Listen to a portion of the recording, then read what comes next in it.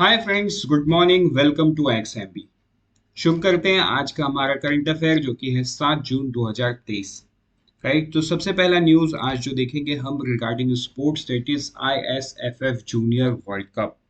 तो देखो, ये जो आईएसएफएफ जूनियर वर्ल्ड कप है, इसमें अभी भी 2 दिन बचा हुआ है। So it's not the complete news. Complete news तो पूरा इवेंट खत्म होने के बाद जो मेडल टैली है वो जानना ज़रूरी है, और इंडिया का रैंक क्या है वो भी जानना ज़रूरी है। बट आज का न्यूज ऐसा है कि अभी तक इंडिया के पास गोल्ड मेडल 5 है, सिल्वर मेडल 4 है, और ब्रोंज मेडल कितना है? 2 है। राइट। तो पूरा खत्म होने के बाद will see the entire list. तो ये जो टूर्नामेंट है, वर्ल्ड कप है, ये कहाँ पे हो रहा है? जर्मनी में हो रहा है। तो आज का जो न्यूज है, जो अमरप्रीत सिंह है, ये मेंस 25 मीटर सिंगल कैटेगरी में गोल्ड जीत गए हैं।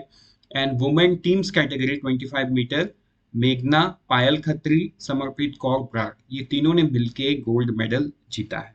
Right, this is the news. लेकिन ये इंडिविजुअल कैटेगरी में नहीं जीत पाए हैं, बट टीम कैटेगरी में इन्होंने गोल्ड जीता है। तो ये न्यूज आपको ध्यान देना होगा। बढ़ते हैं आगे। नेक्स्ट न्यूज में वो है again related to sports, that is Asian under 20 athletic championship. तो आप मुझे कमेंट सेक्शन में ये बताइए कि ये जो चैंपियनशिप है ये कहाँ पे हो रहा है। मैं इससे जुड़ा हुआ फैक्ट आपको बताता हूँ। डे 3 में ऐसा है कि जो सुनील कुमार है, इनको मैन कैटेगरी में, मैन डेक्लाथॉन, इन्होंने क्या जीता है? गोल्ड जीत लिया है। राइट। वुमेन हाई जंप में जो पूजा है, इन्होंने सिल्वर जीत लिया है। और बुरुश खान, ठीक है, बरूशा खान, इन्होंने क्या जीता है? सिल्वर जीता है वुमेन 3000 मीटर रेस में। तो ये सारा नाम आपको याद करना होगा, because this can be asked in the examination. एक दो क्वेश्चन तो स्पोर्ट्स का रहता ही है। Right, and you don't know what sports question can come. ठीक है, तो ये था न्यूज। आप मुझे कमेंट सेक्शन में बताइए कि एशियन अंडर 20 एथलेटिक चैंपियनशिप कहाँ पे हुआ। एक फैक्ट मैं आपको बता दूं, जो सुनील कुमार हैं, राइट, जिन्होंने गोल्ड जीता है, ये कमेंडेबल इसलिए भी है बिकॉज इनको अपना जो पोल सेट है वो एयर इंडिया के फ्लाइट में लेके जाने नहीं दिया गया because of some technical reasons. तो ये इन्होंने जो भी गोल्ड जीता है, एक बोर्ड पोल के सहारे जीता है। Right, so this is commendable, क्योंकि उन्होंने प्रैक्टिस किसी दूसरे पोल से किया बट जीता किसी दूसरे पोल से। बढ़ते हैं आगे। नेक्स्ट न्यूज में वो है बजाज फिनसर्व म्यूचुअल फंड। तो देखो, हमने कुछ दिन पहले एक न्यूज देखा था जहां पे बजाज फिनसर्व, जो कि एक एनबीएफसी है, उन्होंने सेबी से कहा था कि हमें एसेट मैनेजमेंट कंपनी बनना है, हमें लाइसेंस दीजिए। तो सेबी ने दे दिया लाइसेंस। अब लाइसेंस तो एसेट मैनेजमेंट कंपनी का को मिल गया, लेकिन उसके बाद उन्हें लॉन्च करना था प्रोडक्ट। तो अब उन्होंने फिर प्रोडक्ट का लाइसेंस मांगा कि हमें ये सेट ऑफ प्रोडक्ट लॉन्च करने हैं, अब हम हमें लाइसेंस दीजिए। तो उसके लिए भी सेबी ने कर दिया ऑथराइज। तो इससे हमें ये पता चलता है कि म्यूचुअल फंड या जो एसेट मैनेजमेंट कंपनी से, इनका रेगुलेटर्स कौन है? इनका रेगुलेटर है stock exchange board of India, that is SEBI. Right. तो आज के दिन में जो न्यूज सामने आया है कि बजाज फिनसर्व म्यूचुअल फंड, इनको जितने भी प्रकार का ऑथराइजेशन चाहिए था सेबी से इन्हें मिल गया है, and they are set to launch fixed income, hybrid and equity categories to meet need of diverse investors profile. ठीक है, तो ये अलग अलग कैटेगरी में अब ये म्यूचुअल फंड लॉन्च कर सकते हैं, म्यूचुअल फंड प्रोडक्ट लॉन्च कर सकते हैं। राइट, तो ये था न्यूज। बढ़ते आगे नेक्स्ट न्यूज में, वो है आईएफएससी टू सेटल एनटीडीसीज इन रूपी। तो देखो, यहाँ पे एक आपको कॉन्सेप्ट समझने की जरूरत है, बिकॉज ये चीज आपको थोड़ा कंफ्यूज कर सकता है। जो इंटरनेशनल फाइनेंशियल सर्विस सेंटर है, ये कहाँ पे है? ये है गिफ्ट सिटी गुजरात में। कहाँ पे है? ये गिफ्ट सिटी गुजरात में है। तो अब देखो, आईएफएससी के अंदर में जो कोई भी बैंक है, चाहे इंडियन बैंक हो या चाहे फॉरेन बैंक हो या चाहे कोई भी बैंक हो, उन्हें हम क्या बोलते हैं? आईबीयू बोलते हैं, इंटरनेशनल बैंकिंग यूनिट। तो आईबीयूज के लिए जो भी रूल्स एंड रेगुलेशंस एप्लीकेबल होते हैं, वो सारा कौन बनाता है? वो सारा बनाता है आईएफएससी, गाइडलाइंस। लेकिन उनका जो बेसिक स्ट्रक्चर है बिजनेस करने का, वो तो पेरेंट ऑर्गेनाइजेशन से ही आता है। फॉर एग्जाम्पल बैंक, तो in this case it's reserve bank of India. तो बहुत सारा चीज रिजर्व बैंक ऑफ इंडिया के रेगुलेशंस में भी आता है। तो यहाँ पे देखो, आरबीआई ने क्या बताया? आरबीआई ने ये बताया कि आईएफएससीए के अंदर में जो बैंक ऑपरेट कर रही है, मतलब जो आईबीयूस है, they are going to offer non-deliverable derivative contract utilizing rupee to resident non-retailers users for hedging। तो सीधा सिंपल मतलब इसका यही निकलता है कि आरबीआई एनडीडीसीज रूपी डोमिनेटेड का मार्केट बनाना चाहता है, इसीलिए रेसिडेंट नॉन रिटेलर्स को अप्लाई किया गया है ताकि ज्यादा से ज्यादा लोग आए उसमें इन्वेस्ट करें एंड उसका मार्केट बन पाए। तो यहाँ पे आपको एक टर्म में समझा दूं, वो टर्म है हेजिंग। देखो हेजिंग का सिंपल मतलब है रिस्क को कवर करना। फॉर एग्जाम्पल आपने किसी म्यूचुअल फंड में, आपके पास मान के चलो 10,000 रुपए है, ठीक है, आपके पास कितना है, 10,000 रुपए पर मंथ बचता है।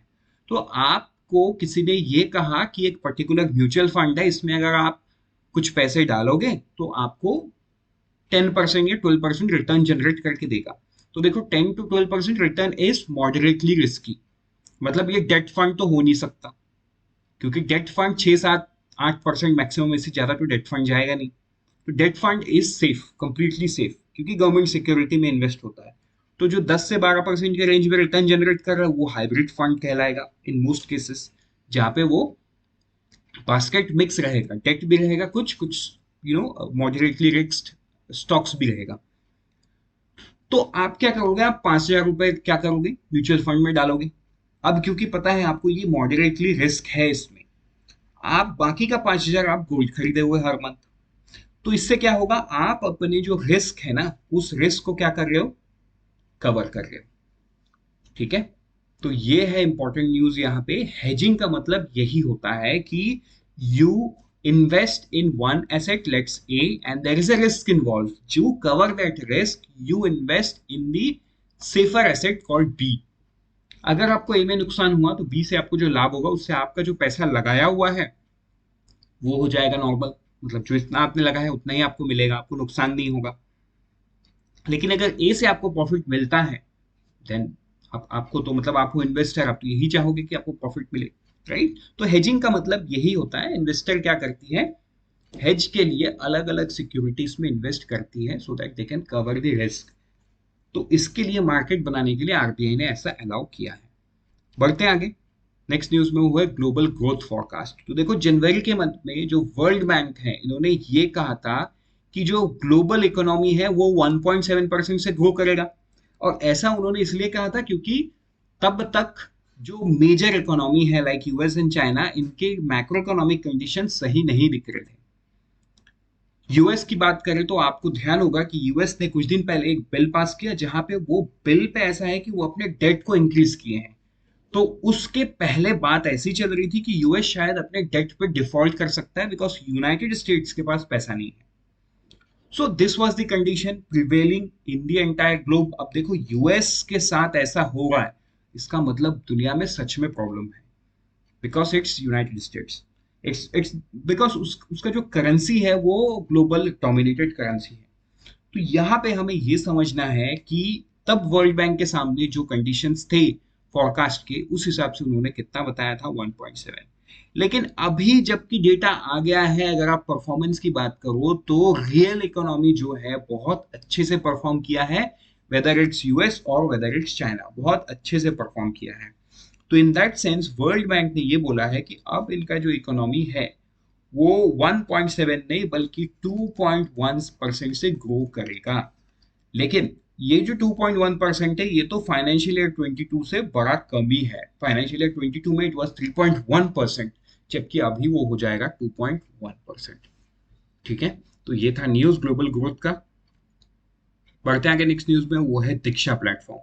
तो देखो दीक्षा प्लेटफॉर्म 2017 में लॉन्च किया गया by NCERT under ministry of education, जिसमें अलग अलग कोर्सेज हैं where people can get enrolled and study, right. So Diksha is that kind of platform. तो अभी जो न्यूज सामने आया वो ये है भारती एयरटेल, जिसको हम एयरटेल के नाम से जानते हैं। एयरटेल को मैनेज करने के लिए, मतलब दीक्षा के क्लाउड सर्विस को मैनेज करने के लिए एयरटेल को दे दिया गया है। Airtel has been chosen by the digital India corporation to manage the cloud and content delivery network for the digital infrastructure for knowledge sharing, that is Diksha, ठीक है। तो एक सिंपल सा सवाल आपके बैंकिंग एग्जाम में आ सकता है कि भैया कौन से कंपनी को ये दिया गया है।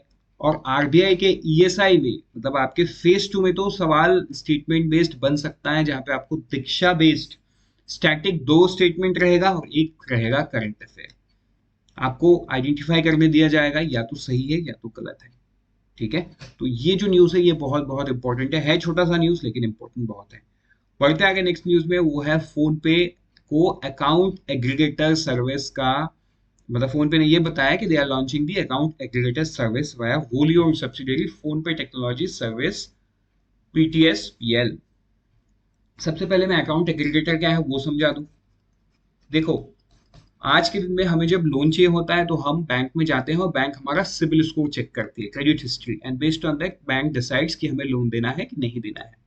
लेकिन account aggregator is different. Aggregator क्या होगा, आप अभी जो क्रेडिट हिस्ट्री है आपके लोन्स का डिटेल ही बैंक देख पाती है, लेकिन when the account aggregator system comes in, bank will be able to judge it using many different parameters. Not only credit history, bank ये भी देखेगी कि आपके पास कितने इंश्योरेंस है, बैंक ये भी देखेगी कि आपके पास कौन से स्टॉक्स है, etcetera and based on the entire risk profile आपको ये लोन दिया जा सकता है। तो फोन पे इस बिजनेस में भी घुस रहा है। अगर आप फोन पे की बात करो तो यूपीआई में फोन पे का सबसे बड़ा मार्केट शेयर है देश में। फोन पे was an Indian company but right now it's a Walmart owned company. ठीक है, तो ये था न्यूज। अब हम बढ़ेंगे आगे नेक्स्ट न्यूज में, वो है 2000 primary agriculture credit society PACS। तो देखो ये एक इंपॉर्टेंट न्यूज इसीलिए है बिकॉज यहाँ पे जो मिनिस्ट्री ऑफ कॉर्पोरेशन है उन्होंने ये बताया कि 2000 PACS को ये परमिशन दिया जाएगा कि वो प्रधानमंत्री भारतीय जन औषधि केंद्र खोल पाए।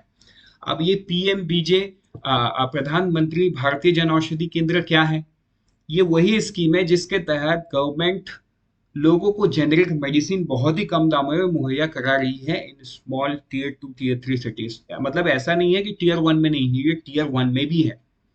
ठीक है, but when it comes to affordability, Tier 1 में लोग अफोर्ड कर लेते हैं बट Tier 2 Tier 3 में अफोर्ड नहीं कर पाते महंगे दवाई। तो in that case generic medicine plays a very important role, जो गवर्नमेंट इसको प्रधानमंत्री भारतीय जन औषधि केंद्र से थ्रू कर रहा है। ठीक है, तो अभी PACS ये कर पाएंगे, लेकिन देखो PACS को ये करने के लिए उनको डिजिटलाइजेशन करना जरूरी है, नहीं तो वो कैसे करेंगे। तो इसके लिए यूनियन बजट 2023 में ये अनाउंस किया गया था, आई थिंक आपको ये पता है कि 2516 करोड़ दिया जाएगा for 63,000 PACS societies in India, जिसको डिजिटलाइजेशन किया जाएगा। अब PACS क्या है, एक सिंपल सेंस, ये एक 3 टियर बैंक है मान के चलो। ऊपर बैठा हुआ कोऑपरेटिव स्ट्रक्चर का स्टेट कोऑपरेटिव बैंक, उसके नीचे बैठा हुआ है district central cooperative bank DCCBs,